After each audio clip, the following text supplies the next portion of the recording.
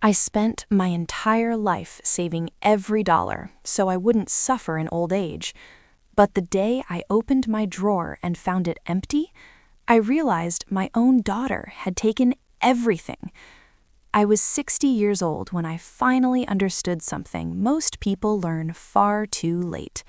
Sometimes the people you sacrifice everything for are the ones who value it the least. My name is Martha, and I have never had an easy life. I wasn't born into comfort.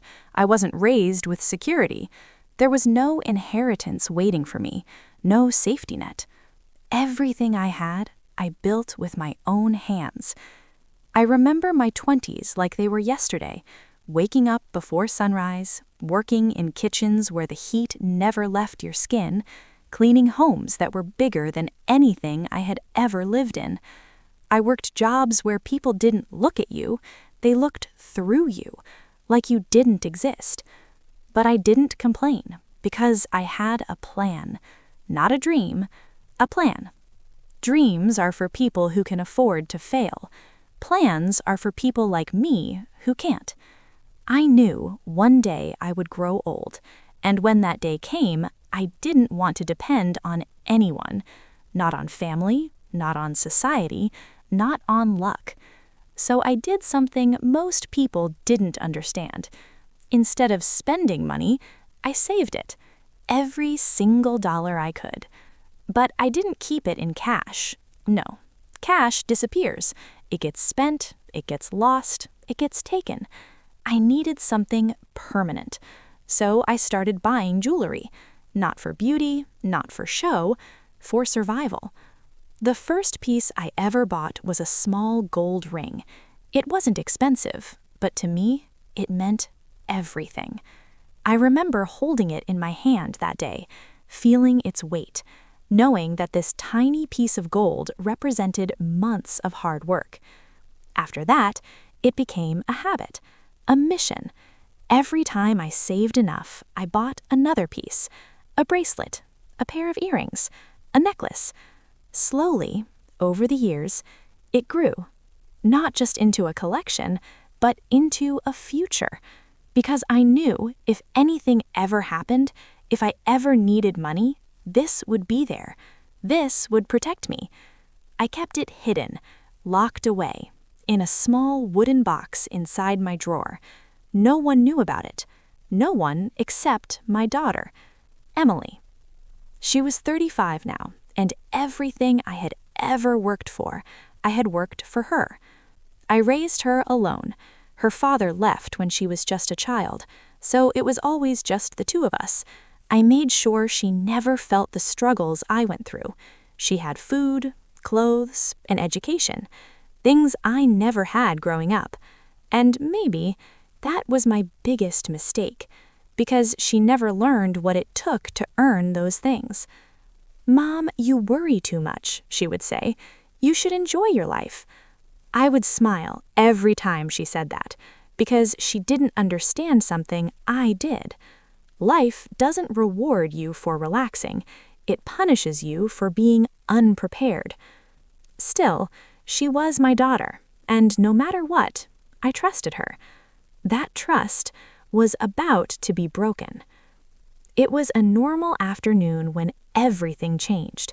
I came home earlier than usual that day. The house was quiet, too quiet. "Emily?" I called out. No answer. I stepped inside slowly, placing my bag down near the door. Something felt off. It's a strange thing, instinct. You can't see it, you can't explain it, but when it speaks, you listen. And right then, it was screaming at me. I walked toward my room. Every step felt heavier than the last. Nothing looked out of place. The bed was made, the curtains were still, but something was wrong. I could feel it. My eyes moved toward the drawer. My heart began to beat faster. "No," I whispered under my breath. Slowly, I walked over. My hands trembled slightly as I reached for it. I opened the drawer. The wooden box was still there. For a second, I felt relief. Maybe I was wrong. maybe it was nothing. But then I opened the box and everything stopped. It was empty, completely empty. My breath caught in my throat. I stared at it, hoping, praying that somehow I was mistaken. But I wasn't. Every piece, gone. The ring, the bracelet, the earrings, the necklace, years of my life, vanished. My legs felt weak.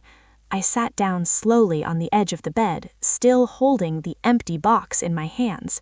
This wasn't just money. This wasn't just jewelry. This was my future. And now, it was gone. Then I heard the front door open. "Mom," Emily's voice echoed through the house. My grip tightened around the box. Slowly, I stood up and walked out to face her. She was standing there, holding her phone, looking completely normal, like nothing had happened, like everything was fine. For a moment, I just looked at her, at my daughter, and I realized something that broke me more than anything else. She had no idea what she had done. "Where is it?" I asked quietly. She frowned slightly. "What?" I raised the empty box. "This." Silence. Just for a second, but it was enough.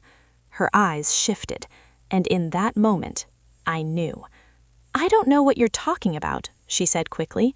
I stepped closer. "Emily," my voice was calm, too calm. "Where is it?" She sighed, like this was an inconvenience. Then she said the words that shattered everything. "I sold it." The world didn't crash. It didn't explode. It simply stopped. "You what?" "I needed money," she said defensively. "It wasn't a big deal. It was just old jewelry." Just old jewelry. I stared at her, trying to understand how someone I loved could see my entire life as something so small. In that moment, I didn't cry, I didn't scream, I didn't break. I changed. Because she didn't just take my jewelry, she took something far more valuable. And she had no idea what she had really sold. The silence after her words felt unbearable. "I sold it." It echoed in my mind again and again. Not loud, but deep, like something breaking, slowly. I looked at her, at my daughter, the same girl I once held in my arms, promising myself she would never struggle the way I did. And now, she stood in front of me, calm, almost annoyed. "How much?" I asked quietly. "What? How much did you sell it for?" She rolled her eyes slightly, like the question itself was unnecessary. "I don't know, a few thousand," she said. "Maybe 3 or 4. 3 or 4. I almost smiled, not because it was funny, but because it was unbelievable. Decades of work, years of sacrifice, a lifetime of discipline, reduced to 3 or 4. I turned away from her, walking slowly toward the window. Outside, the world moved like nothing had happened. Cars passed, people laughed, life continued. But inside me, something had shifted. "Which shop?" I asked. She hesitated. "Why?" "Because I asked." She crossed her arms. "It's just a pawn shop downtown. Why does it matter?" I didn't answer immediately, because I wasn't sure she would understand the truth, even if I told her. "It matters," I said finally, "because that jewelry was not just jewelry." She scoffed. "Mom, you're being dramatic." "Dramatic?" I nodded slowly. "Yes," I said quietly, "maybe I am." That night, we didn't speak again. She went to her room. I stayed in mine. But I didn't sleep. Sleep belongs to people whose minds are at peace. Mine wasn't. I sat on my bed, holding the empty wooden box, running my fingers along its edges, and for the first time in years, I allowed myself to remember everything. The first winter I skipped meals just to save enough money. The summer I worked double shifts until my hands ached so badly I couldn't close them. The nights I cried silently, making sure Emily never heard me. Every sacrifice had a purpose. That box wasn't just storage, it was proof. Proof that I had survived, that I had built something from nothing, and now it was gone. But not completely, because there was something Emily didn't know, something I had never told her. Years ago, when I first started buying jewelry, I didn't just walk into random shops. I met someone, an old man, a jeweler. His shop was small, tucked away on a quiet street. Most people would walk past it without noticing, but I didn't, because I was looking for something specific: security. He looked at me the first day I walked in and said something I never forgot. People who buy gold for beauty lose money. People who buy gold for survival gain power. I didn't fully understand it back then, but I trusted him. He guided me, taught me what to look for, what mattered, what didn't. Some pieces he recommended were rare, not flashy, not modern, but valuable, very valuable.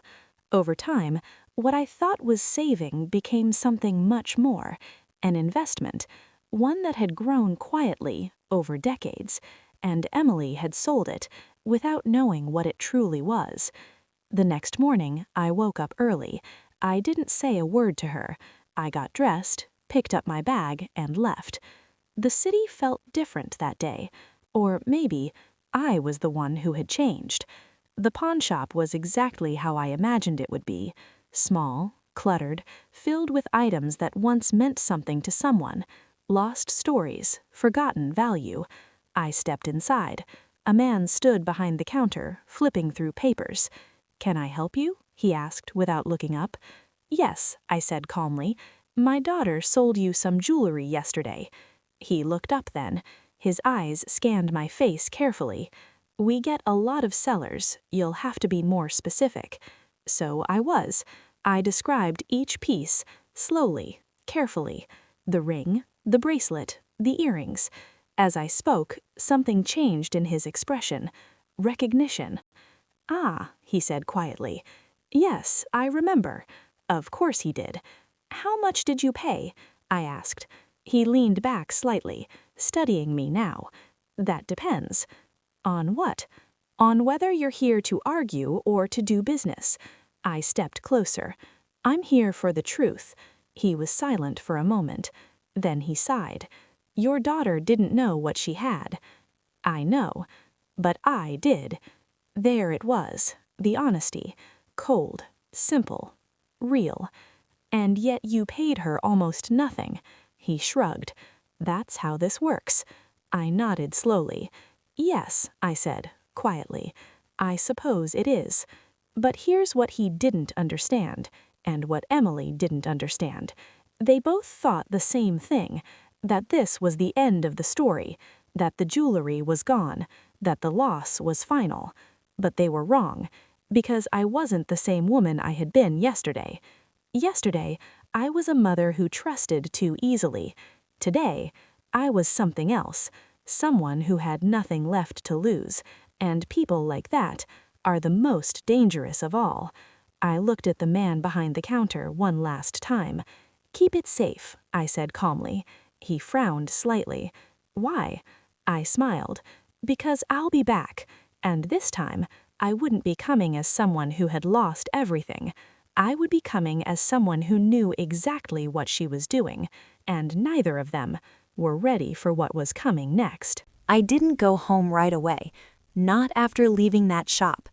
Instead, I walked, for a long time, because I needed to think, not like a mother, not like someone hurt, but like someone who had just realized she had been underestimated her entire life, by strangers, by the world, and now by her own daughter.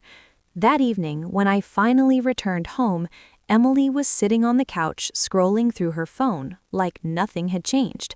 "You went out?" she asked casually. "Yes," I replied. "Did you go to that shop?" I looked at her, really looked at her. There was curiosity in her voice, but not concern. "Yes," I said calmly. "And?" I walked past her slowly. "And now I understand everything." She frowned slightly. "What does that mean?" I turned back toward her. "It means," I said quietly, "you didn't just sell my jewelry." I paused. "You sold something you didn't even understand." She sighed, clearly irritated now. "Mom, you're still going on about that? It's done. I needed money." "For what?" She hesitated. "That's not the point." "No," I said softly. "It is." Silence filled the room again. Then she looked away. "I had debts," she admitted. "Credit cards. Things got out of control." Of course they did, because she had never learned what control meant. "And instead of telling me," I said, "you took the one thing I had saved for my entire life." "I was going to tell you," she snapped. "When?" She didn't answer, because there was no answer. That night, I made a decision, not out of anger, not out of revenge, but out of clarity. The next morning, I went somewhere I hadn't been in years. That small, quiet street, that hidden shop, the old jeweler's place. I wasn't even sure if he would still be there, but when I pushed the door open, the familiar bell rang, and there he was. Older, slower, but his eyes still sharp. He looked at me for a moment, and then he smiled. "I was wondering when you'd come back," he said. I felt something shift inside me. "You remember me?" "Of course," he said. "You were the one who bought gold like it was your lifeline." "Because it was." "I need your help," I said. He nodded. "Tell me everything." So I did. I told him about Emily, about the sale, about the pawn shop. He listened quietly, and when I finished, he leaned back slowly. "They made a mistake," he said. "I know." "No," he replied. "They made a very expensive mistake." My heart beat faster. "How much?" I asked. He looked at me carefully. "Do you remember the necklace?" "Yes." "The one I told you never to sell unless you absolutely had to?" I nodded. "That piece alone," he paused, "is worth more than everything they paid combined." I felt my breath catch. "And the rest?" He smiled slightly. "Let's just say your small collection is not small." In that moment, everything became clear. They hadn't just taken my savings, they had touched something far more valuable, and now I had the knowledge to take it back. A few days later, I returned to that pawn shop, but this time I wasn't alone. The old jeweler stood beside me, calm, confident. The man behind the counter looked up, and immediately something changed in his expression. Recognition, concern. "We'd like to discuss a transaction," the jeweler said calmly. The man swallowed slightly. "What kind of transaction?" "The kind where you return something that was severely undervalued." Silence, then tension. Because now he understood. This wasn't just business anymore. This was accountability. Hours later, everything changed. Not because of shouting, not because of threats, but because of truth, documentation, knowledge, things he didn't expect me to have. And in the end, he had no choice. I walked out of that shop with more than what I had lost. Not just money, not just jewelry, but something far more important: control. When I returned home, Emily was waiting. "You've been gone all day," she said. "Yes," I replied calmly. "What's going on?" I placed a small envelope on the table. "What's this?" "Open it." She did. Inside were documents, numbers, values. Her eyes widened. "What is this?" "This," I said quietly, "is what you sold." She looked at me, shocked. "This can't be real." "It is." Her hands started to shake. "I didn't know," she whispered. "I know." Tears filled her eyes. "I'm sorry, Mom, I didn't know." And for the first time, I believed her. She didn't know, but that didn't change what she had done. I spent my entire life building something, and in one moment you gave it away. She broke down completely. I'll fix it. I'll do anything. I shook my head gently. No, I said. This is something you have to live with. Silence. But, I continued, you're going to learn. I didn't throw her out. I didn't abandon her, because that's not who I am. But I changed everything. No more easy life, no more blind trust. She would work, she would earn, she would understand. And as for me, I finally did something I had never allowed myself to do before. I lived, not in fear, not in survival mode, but in control, because at 60 years old, I didn't lose everything. I found something far more powerful, myself.